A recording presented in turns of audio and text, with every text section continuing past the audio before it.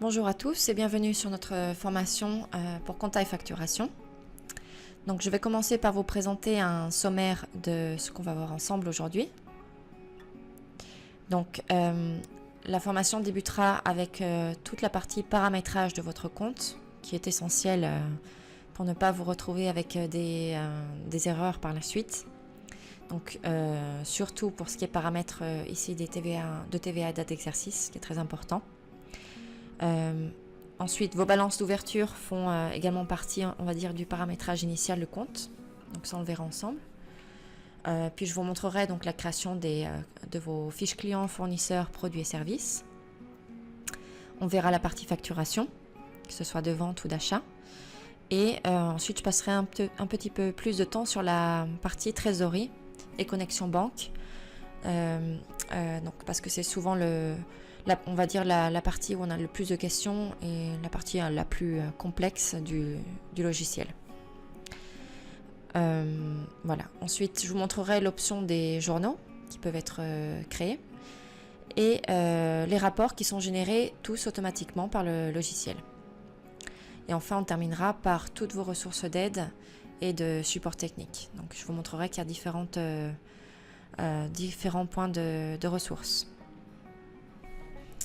Donc ici nous sommes pour le moment sur la page sommaire. Donc je vais commencer par vous expliquer comment bien paramétrer votre compte pour pouvoir commencer dans de bonnes conditions à utiliser le logiciel. Alors tout d'abord nous allons nous diriger vers l'onglet paramètres. Donc au moment de la création de votre compte, vous avez sûrement dû renseigner quelques données de base sur votre entreprise. Donc vous pouvez les retrouver ici à propos de votre entreprise. Donc vous pouvez compléter ce qui est nécessaire.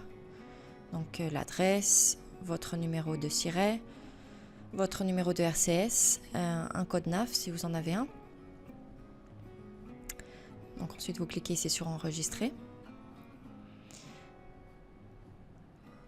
Ensuite, vous pouvez,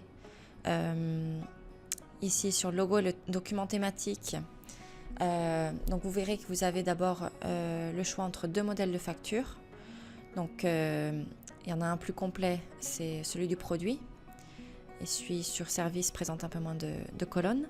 Donc, sachez que dans le futur, l'équipe de développement est en train de mettre en place plusieurs modèles de facture. Donc, dans le futur, il y en aura beaucoup plus à disposition. Et ici, un peu plus en bas, vous avez la possibilité d'ajouter votre logo d'entreprise. Donc, celui-ci, ça serait celui qui apparaîtrait en tête de la facture. Et ces deux-là, si vous voulez les utiliser, ils apparaîtraient en bas de page. Voilà, donc on va revenir sur paramètres ici. Et maintenant, je vais vous expliquer comment bien configurer vos dates d'exercice et vos paramètres de TVA. Donc, je vais vous expliquer exactement à quoi servent tous ces champs ici, parce que ça peut paraître un peu confus souvent.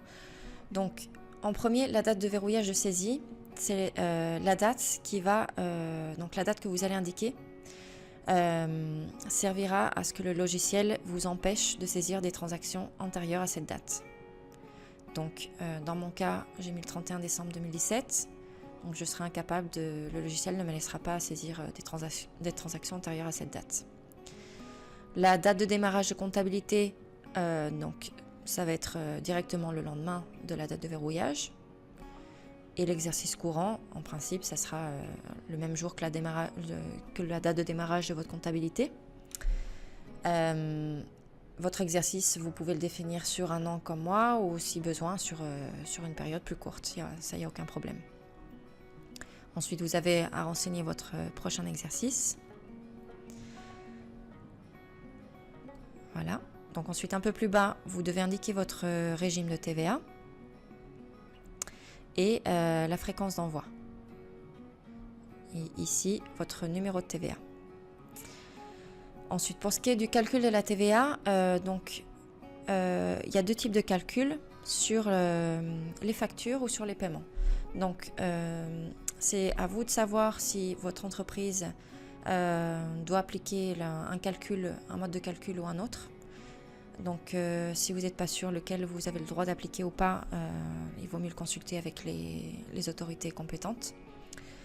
Donc juste pour vous expliquer la différence, si vous choisissez sur la facture, ça voudra dire que votre déclaration de TVA prendra en compte toutes les factures créées, qu'elles soient payées ou non. Et si vous choisissez sur les paiements, ça prendra en compte que les encaissements ou les paiements que vous effectuez. Donc ça ne prendra pas en compte les factures créées mais impayées. Donc vous avez à paramétrer ça au niveau des ventes et des achats.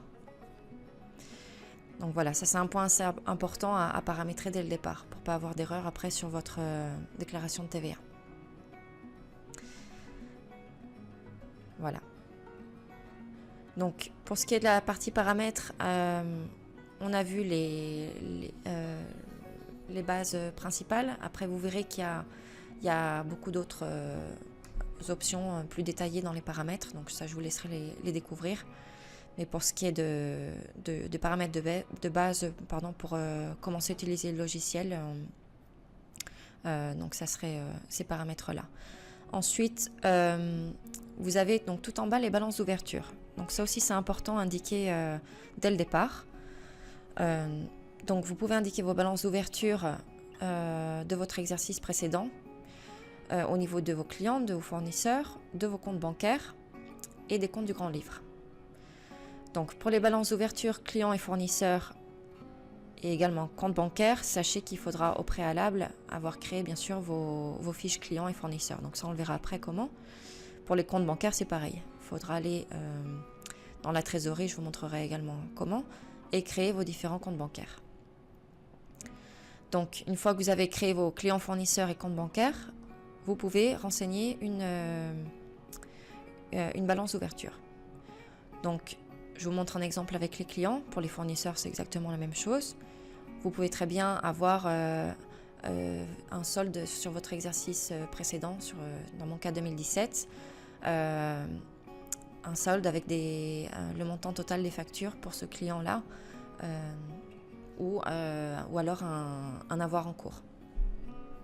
Donc les soldes d'ouverture, pour les clients et fournisseurs, vous pouvez les créer ici tout simplement manuellement.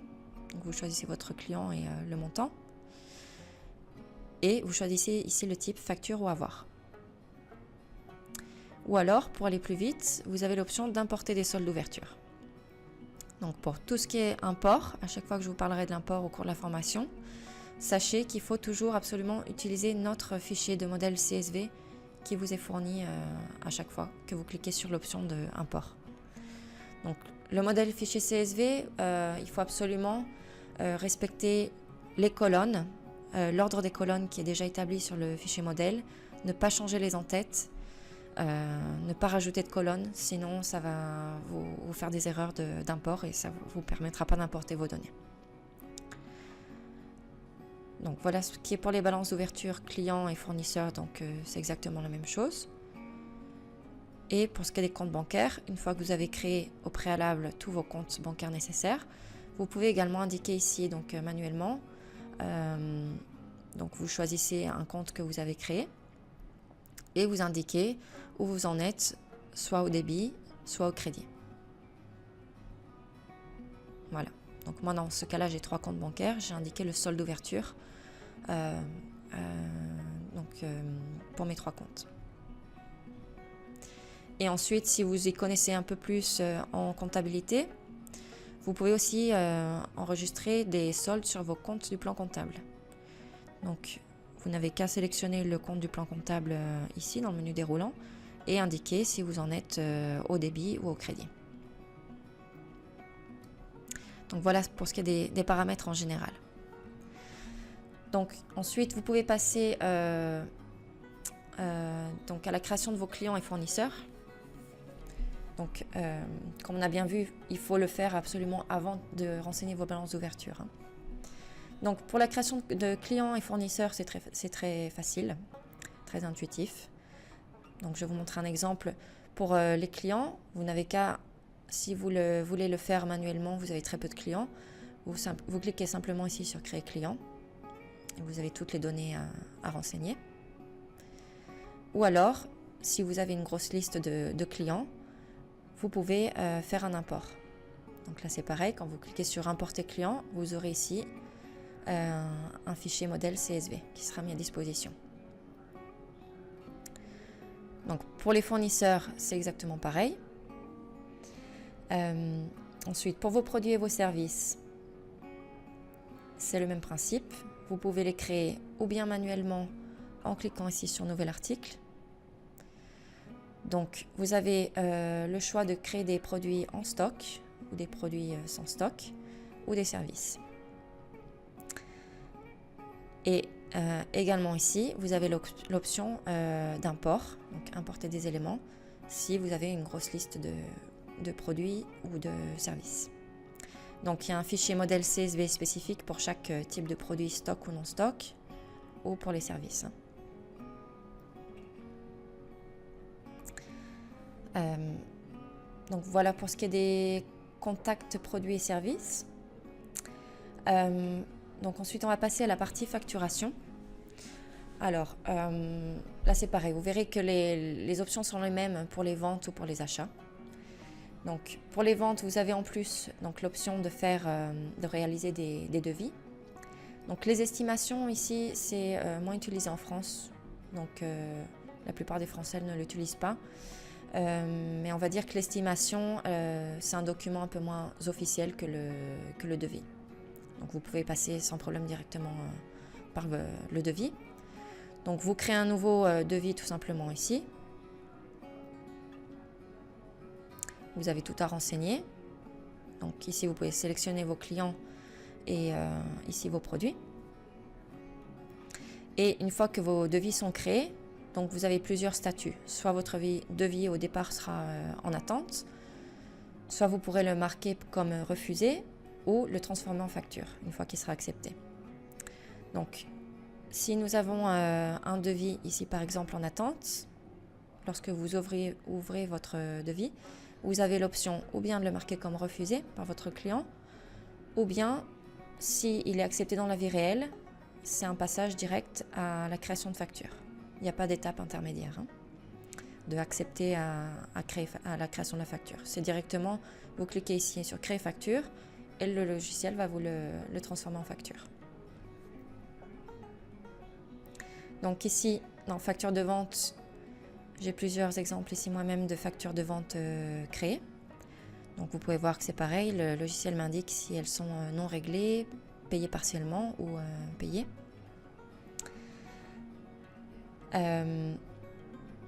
Donc je vais juste vous montrer rapidement, parce qu'après on passera plus de temps sur la partie trésorerie. Vous pouvez très bien sur une facture de vente qui est non réglée, enregistrer votre encaissement directement depuis la facture. Donc tout simplement en cliquant ici. Vous pouvez indiquer le montant reçu. Donc ça peut très bien être le montant total ou un montant partiel. Ici vous sélectionnez sur quel compte bancaire vous voulez que l'encaissement arrive et le mode de paiement. Et depuis votre facture de vente, vous avez également l'option de appliquer un avoir.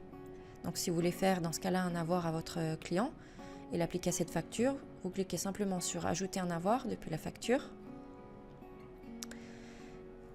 Et ici, donc vous aurez tous les produits que vous avez insérés dans votre facture originale et vous pouvez très bien donc dire je ne vais pas faire l'avoir là-dessus, je vais faire l'avoir que sur ce produit-là.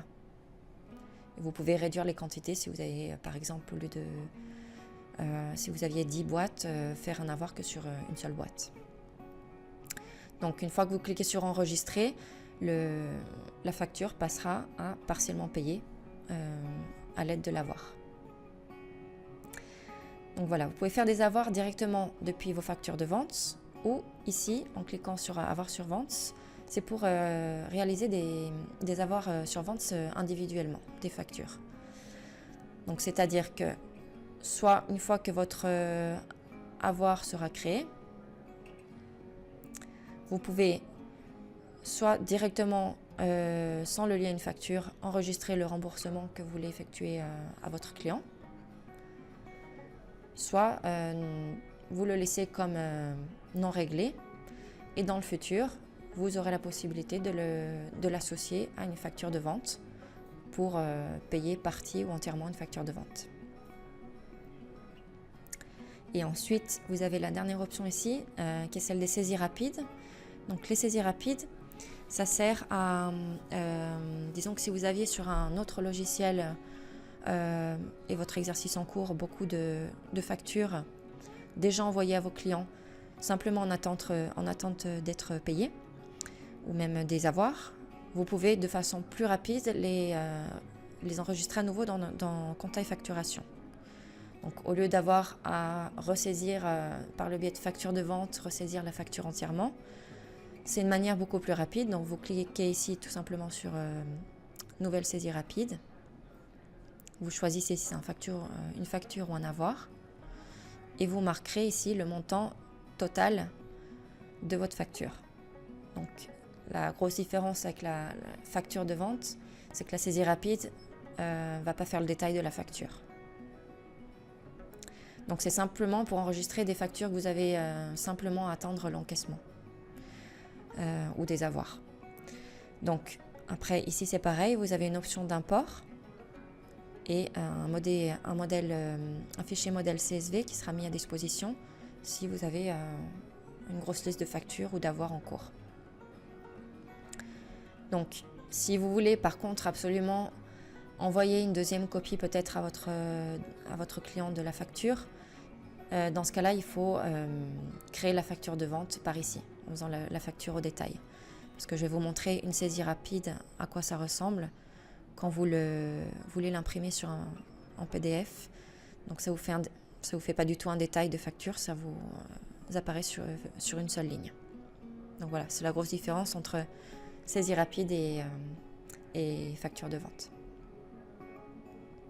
Donc pour les achats, c'est exactement la même chose. Vous avez vos factures d'achat. Vous verrez, c'est exactement pareil. Vous pouvez faire un avoir reçu de votre fournisseur depuis la facture d'achat ou créer ici des avoirs séparément. Les saisies rapides sont également disponibles pour les achats. Et voilà. Pour la partie facturation, on a tout couvert. Donc maintenant, je vais passer un peu plus de temps sur la partie trésorerie. Donc pour bien que vous compreniez, je vais vous expliquer comment manuellement, dans un premier temps, si vous voulez le faire manuellement, enregistrer tout simplement des encaissements et des paiements. Soit pour les lier à des factures, soit des paiements ou des encaissements sans être liés à des factures. Comme ça, après, on verra la partie manuelle et la partie connexion banque ou import du relevé, qui ont les mêmes fonctionnalités, mais bon, forcément, c'est plus rapide d'utiliser en passant par la connexion banque ou l'import du relevé. Donc tout d'abord, ici, dans la partie trésorerie, donc, vous avez la possibilité, comme moi ici, de créer autant de comptes bancaires que nécessaire. Donc par défaut, au tout début, vous avez un compte courant et un compte caisse. Donc vous pouvez renommer chacun de vos comptes si nécessaire, comme je l'ai fait moi ici. Et si vous voulez créer un nouveau compte, c'est tout simplement en allant ici sur Nouvelle et compte bancaire. Donc ensuite, nous allons... Vous voyez que j'ai pu créer les types de comptes que vous pouvez créer. Donc moi, j'ai créé ici un compte courant, un compte d'épargne et un compte de carte de crédit. Donc quand vous cliquez ici sur compte bancaire, le logiciel vous demande quel type de compte vous voulez créer. Donc vous pouvez très bien avoir 3 comptes courants si nécessaire, 2 comptes de carte de crédit, il n'y a aucun problème. Donc maintenant, nous allons rentrer dans mon compte courant principal. Et donc, pour tout simplement manuellement créer un paiement ou un encaissement, vous allez ici sur Nouvelle écriture. Et donc, vous avez pour les paiements ici ou les encaissements. La troisième option, c'est les virements bancaires. Dans mon cas, vu que j'ai plusieurs comptes, je peux très bien cliquer ici pour faire un virement de compte à compte. Donc ça, c'est assez intuitif. Pour les encaissements, donc si je clique dessus, donc il y a encore 3 sous-onglets sous cette rubrique. Donc l'encaissement client, ici c'est l'option pour associer vos encaissements à vos factures qui sont non réglées. Donc quand vous allez sélectionner un client, vous allez voir apparaître toutes les factures ou les avoirs de vos fournisseurs qui sont non réglés. Donc vous n'avez plus qu'à indiquer le montant reçu et à sélectionner les factures qui s'appliquent à ce montant reçu. Donc vous pouvez très bien en sélectionner plusieurs à la fois. Donc ce qui est important après, c'est que le montant reçu ici corresponde bien au total de tout ce que vous avez sélectionné. Donc par exemple, si je sélectionne cette facture et que j'ai un montant reçu supérieur, donc le logiciel m'indique j'ai un montant reçu de 1 000 € et je souhaite payer cette facture. Le logiciel m'indique qu'il reste encore à ventiler ce montant-là. Donc il faut absolument que la case reste à ventiler soit à 0 pour vous permettre de cliquer, de sauvegarder cette transaction. Sinon, je vais vous montrer maintenant, si je clique sur enregistrer maintenant, alors que j'ai encore une différence pour ventiler, le logiciel va me demander si je veux enregistrer le reste comme un acompte. Donc si je dis oui, ça va juste me créer une transaction du montant restant à ventiler comme un acompte. Et par la suite, je pourrais le ventiler à une facture future. Vous pouvez également très bien faire effectuer des paiements partiels. Donc si je veux, avec ces 1 000 € payer partiellement cette facture, j'ai qu'à cliquer sur le petit stylo ici et indiquer combien je veux payer de cette facture. Donc voilà. Donc voilà pour les encaissements par rapport aux factures. Ensuite, si on revient ici sur encaissement, donc après l'encaissement client, vous avez cette option ici autre encaissement. Donc la grosse différence, c'est que si vous créez une transaction de type autre encaissement, le client est facultatif, mais donc ça va vous enregistrer un encaissement que vous ne pourrez pas par la suite associer ou ventuler donc, à une facture. Donc je peux très bien enregistrer un autre encaissement de 1 000 € sans facture. Donc je clique sur enregistrer et j'aurai créé une opération de type autre encaissement. Donc la grosse différence avec l'encaissement client, l'option de encaissement client, c'est que je ne pourrais pas ventiler cet encaissement à une facture. Donc c'est là où il faut bien comprendre cette différence de type d'encaissement. Et après, la dernière option, c'était la partie remboursement. Donc ici, vous pouvez enregistrer les remboursements reçus de vos fournisseurs. Donc si vous avez des avoirs en cours.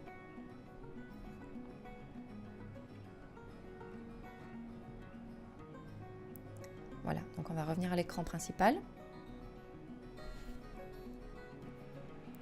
Donc voilà, maintenant on va passer à... je vais vous présenter à la partie connexion banque ou import du relevé. Donc moi dans ce cas-là, j'ai importé un relevé vu que je ne peux pas me connecter à une banque dans la vie réelle. Donc je vais juste vous montrer comment importer votre relevé. Vous rentrez simplement dans le compte et ici vous avez importé le relevé. Donc vous verrez, le logiciel vous propose de télécharger ces 3 types de fichiers de relevé bancaire qui sont ceux utilisés par défaut par toutes les banques. Voilà, donc on revient sur la trésorerie. Alors si j'étais connecté dans la vie réelle à une banque, je verrais 2 soldes. Plus sur la gauche, le solde de mon compte Sage et sur la droite, le solde de ma banque dans la vie réelle. Comme ça me permet de voir tout de suite si j'ai des écarts. Donc ensuite, si vous étiez connecté à votre banque, vous auriez, comme indiqué ici, un nombre de transactions disponibles pour être importées. Donc on clique ici dessus et l'écran qui va apparaître ensuite est le même que ce soit pour la connexion banque ou le relevé. Donc je vais prendre cet exemple ici que je vous ai créé plus en bas. Alors il faut bien dissocier surtout ces deux premières options. Donc c'est comme on vient de voir manuellement. L'option associer, il faut garder plus à l'esprit que c'est plus pour associer en gros vos encaissements au paiement à des factures. Et l'option créer va vous permettre plus de créer des opérations de type autre encaissement ou autre paiement. Donc on a dit qu'ils ne seront pas par la suite associables à des factures. Alors, tout d'abord l'option associer. Si je clique dessus, c'est en principe parce que je vais associer donc cet encaissement à des factures. Donc, je peux très bien sélectionner pour ce chèque-là plusieurs clients différents. Ça, il n'y a aucun problème, le logiciel va vous laisser. Donc dans ce cas-là, mon encaissement correspond à ma facture ici 13 et ma facture 12. Donc dans ce cas-là, j'ai le montant de mon chèque ici qui est absolument égal au montant des deux factures. Donc il n'y a aucun montant restant à ventiler. Donc je peux cliquer sur associer. Je pourrais très bien après ensuite avoir le cas, pardon pour cet écran, où j'ai donc je sélectionne une seule facture. Donc ici le logiciel m'indique que donc j'ai associé que ma facture 13 dans ce cas-là. Il me reste encore ce montant à ventiler. Donc je peux très bien ici aller cliquer sur nouvelle transaction. Donc ça c'est une option assez récente. Et depuis là, avec le reste, ou alors créer sur plusieurs lignes, des opérations de type autre encaissement, donc qui ne seront pas associables à des factures, ou alors des acomptes qui seront par la suite associables à des factures, ou des virements bancaires. Donc ça c'est assez nouveau. Voilà, et ensuite, je vais vous montrer la dernière fonctionnalité ici de faire des ajustements. Alors ça serait pour l'exemple, donc faire les ajustements, c'est plus pour donc enregistrer dans le cas où votre banque vous ait pris des frais bancaires sur un encaissement que vous avez reçu. Donc on va juste chercher une facture qui puisse être adéquate à la situation.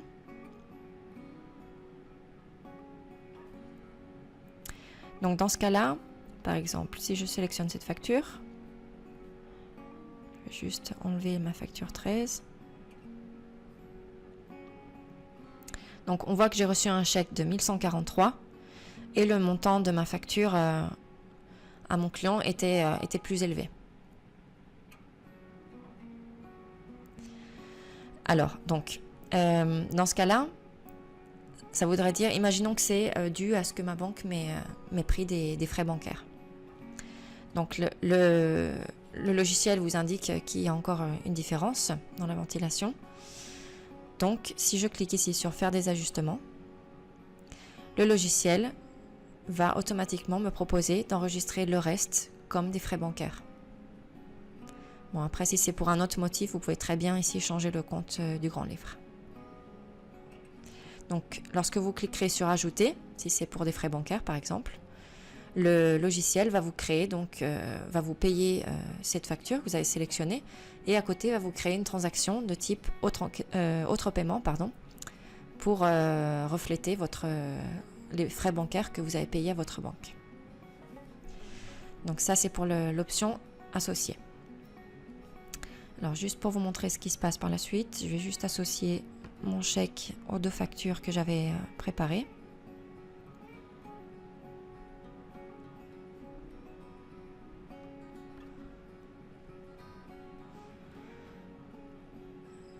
Ok, je clique sur associer. Donc ensuite on va voir l'option créer. Donc créer, on garde en tête que c'est plus pour créer des opérations de type autre encaissement. Donc si je clique sur créer, le logiciel me demande donc pour quel contact bien sûr, et qu'est-ce que je veux créer ici. Donc vous pouvez très bien depuis ici créer un acompte. Donc si vous sélectionnez acompte, vous n'aurez aucun problème ensuite pour l'associer à une facture dans le futur. Mais à partir du moment où vous cliquez sur un des comptes du grand livre sous l'option autre encaissement, pardon pour cet écran, vous devrez garder en tête que vous ne pourrez jamais associer cet autre encaissement à une facture. Donc c'est là où il faut bien dissocier la différence entre associer et créer. Et la dernière option, virement, c'est juste pour refléter le virement bancaire d'un compte à autre. Voilà. Donc voilà pour la connexion banque ou l'import du relevé. Donc ensuite, je vais juste vous montrer ce qui se passe une fois qu'on a traité, disons, toutes les opérations. Donc ce que fait le logiciel, alors je vais essayer de retrouver les transactions que j'avais associées.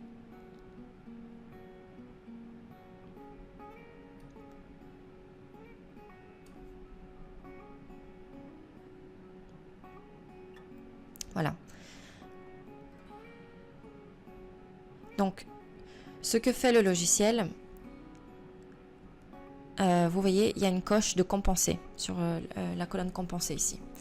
Donc, c'est-à-dire que cette colonne compensée, c'est juste pour vous indiquer que vos opérations ici proviennent d'une connexion banque ou de l'import de relevé, donc elles existent vraiment dans votre compte bancaire dans la vie réelle. Et vous pouvez ainsi dissocier celles que vous avez vous-même saisies manuellement. Donc celles qui n'ont pas la coche verte dans la colonne compensée, ça indique que c'est vous qui l'avez saisi manuellement dans le logiciel. Et ensuite, le logiciel va vous faire le rapprochement bancaire, automatiquement. Donc le rapprochement bancaire, on peut le retrouver ici, dans connexion banque et rapproché. Donc ce que vous devriez voir, une fois que vous avez traité toutes vos opérations, c'est toutes ces petites cases ici, cochées. Donc on va dire qu'elles sont pré-cochées. Donc le logiciel vous fait un espèce de brouillon du rapprochement bancaire. Donc si vous êtes d'accord avec le rapprochement bancaire, vous pouvez tout simplement cliquer sur terminer ou alors enregistrer pour plus tard, ou vous pouvez très bien dire je ne vais pas utiliser le rapprochement bancaire, ou je préfère le faire à un autre moment. Donc pour l'instant, si vous préférez annuler le rapprochement de toutes les écritures, vous pouvez très bien. Ou alors vous pouvez désélectionner seules quelques opérations si nécessaire. Donc le rapprochement bancaire, il faut savoir qu'une fois que vous l'acceptez, le terminez, si vous avez des corrections à faire, vous vous rendez plus tard compte que vous avez des erreurs. Une fois que le rapprochement bancaire est fait, ça ne vous permet plus de supprimer un encaissement ou un paiement. Donc vous pouvez toujours faire des corrections, mais ça se complique un peu plus. Si vous êtes trompé par exemple sur un encaissement que vous souhaitez supprimer, la seule manière de le sortir de votre comptabilité, ça sera de faire l'opération inverse. Donc pour un encaissement, ça serait de faire un paiement à exactement les mêmes détails. Alors que si votre transaction n'est pas rapprochée, c'est beaucoup plus facile. Vous pouvez simplement la sélectionner et l'éliminer. Voilà. Donc la partie trésorerie est couverte aussi. Donc ensuite vous avez l'onglet journaux dans le logiciel. Donc sachez que le logiciel par défaut va automatiquement créer toutes les écritures comptables nécessaires derrière toutes vos transactions de facture de vente, d'achat, d'avoir, vos transactions de paiement, d'encaissement. Donc vous n'avez aucun souci à vous faire de ce côté-là. Vous n'avez pas à avoir de connaissances comptables parce que le logiciel s'occupe des écritures. Donc cet onglet journaux, c'est vraiment pour créer, si vous avez plus de connaissances en comptabilité, des opérations de journal, des écritures de journal de type donc opérations diverses. Donc ça serait par exemple pour enregistrer vos amortissements, pour donner un exemple. Mais si vous avez des connaissances comptables, on va dire, ne venez surtout pas créer vos écritures comptables si vous avez l'habitude de le faire de cette manière ici, parce que ça va vous créer des doublons au niveau des écritures, parce que le logiciel s'en occupe automatiquement. Voilà. Et ensuite, on a donc la partie état. Donc dans la rubrique état, je vais cliquer sur suite ici pour voir tous les rapports disponibles. Donc tous ces rapports-là sont automatiquement générés par le logiciel. Donc vous avez tous les rapports comptables de base qui suivent donc la législation française. Et depuis ici, donc vous avez la déclaration de TVA. Donc je vais vous montrer un exemple de déclaration de TVA. Donc si je veux créer ma prochaine déclaration, donc je clique ici sur calculer et le logiciel s'occupe automatiquement de calculer ma déclaration de TVA. Donc je vais avoir un résultat à la fin. Donc ici j'ai un total à payer. Donc si je suis d'accord, je clique sur suivant. Donc ensuite ici vous voyez un lien direct sur le site du gouvernement français. Donc ça va simplement vous amener directement au site, mais ça ne va pas vous télécharger automatiquement les données de votre déclaration de TVA sur le site. Donc le mieux à faire, c'est de revenir ici en haut, d'exporter un rapport détaillé de votre déclaration sur PDF ou CSV. Comme ça, vous avez sous les yeux les montants pour chaque case et vous pouvez les recompléter sur le site de gouvernement en ligne. Et une fois que vous l'avez donc, soumise votre déclaration dans la vie réelle, vous pouvez venir ici et cliquer sur marquer comme déclaré. Et donc dans mon cas ici, c'est à moi de payer donc de la TVA à l'État. Donc j'ai directement ici le bouton enregistrer paiement. Donc si je clique dessus, j'ai juste à sélectionner depuis quel compte je vais payer ma déclaration de TVA, si je veux mettre une référence, et ça va me créer une transaction dans la trésorerie de type autre paiement. Ou alors vous pouvez avoir un résultat, comme j'ai eu précédemment, avec un remboursement reporté sur la prochaine déclaration. Donc pour ça, il y a certaines étapes à suivre manuellement sur la prochaine déclaration. Donc pour vous aider, si vous êtes dans ce cas-là, on a des articles d'aide qui vous expliquent les étapes spécifiques à suivre. Donc voilà pour ce qui est des rapports. Sachez également que vous pouvez, si vous travaillez avec un comptable ou même pour vous-même, vous pouvez exporter tous les rapports. Donc vous pouvez les exporter toujours soit sur PDF, soit sur CSV. Donc comme ça, après, vous pouvez le fournir à votre comptable si besoin. Et donc d'ailleurs, si vous avez un comptable ou des collègues ou des employés qui souhaitent accéder à votre compte pour faire quelques transactions, vous pouvez très bien sur la version complète donc les inviter comme utilisateurs additionnels. Donc ça c'est dans les paramètres. Vous allez juste ici un peu plus en bas sur gestion des utilisateurs et vous verrez, c'est juste indiquer leur email, sur quel email vous les invitez, et vous devez choisir leur accès, si vous voulez leur donner des accès partiels ou un accès total. Donc ça c'est très pratique si vous travaillez en parallèle avec un comptable ou même avec vos collègues. Donc voilà, ensuite on va juste terminer par, je vais vous montrer donc toutes vos ressources de support technique et d'aide. Donc dès que vous avez une question, un doute sur n'importe quel type de transaction ou sur des fonctionnalités du logiciel, donc vous allez tout de suite aller cliquer sur le bouton d'aide ici. Et après avoir cliqué sur ce bouton d'aide, donc ça va vous amener sur ce qu'on appelle ici notre communauté. Donc vous aurez par défaut votre profil de communauté créé. Et là, donc la première chose à savoir, c'est que nous-mêmes, depuis le support technique, on crée les articles d'aide nous-mêmes par rapport aux questions qu'on a eues jusque-là sur le chat ou par email des clients. Donc à l'heure actuelle, nos articles d'aide répondent à 98% des questions les plus fréquentes. Donc le mieux à faire dans un premier temps, c'est sélectionner, donc ici, pardon, insérer par mot-clé votre recherche. Donc si vous cherchez par exemple à supprimer une facture, et le logiciel ensuite ici va vous proposer tous les articles d'aide